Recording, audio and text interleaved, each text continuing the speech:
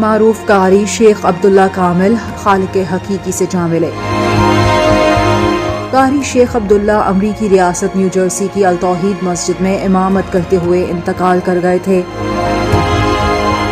مصر کے 37 سالہ قاری شیخ عبداللہ نابینا تھے۔ انہوں نے کم عمری میں ہی قرآن پاک حفظ کر لیا تھا اور بہت ہی خوبصورت آواز میں تلاوت کرنے کی وجہ سے معروف تھے۔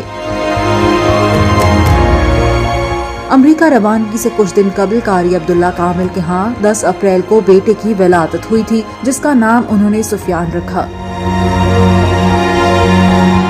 قاری عبداللہ نے 2015 میں ایک چینل پر تلاوت قرآن کے ایک مقابلے میں پہلی پوزیشن بھی حاصل کی تھی۔ قاری شیخ عبداللہ کی اچانک موت پر سوشل میڈیا پر بھی افسوس کیا جا رہا ہے اور ان کے بلند درجات کے لیے دعا بھی کی جا رہی ہے۔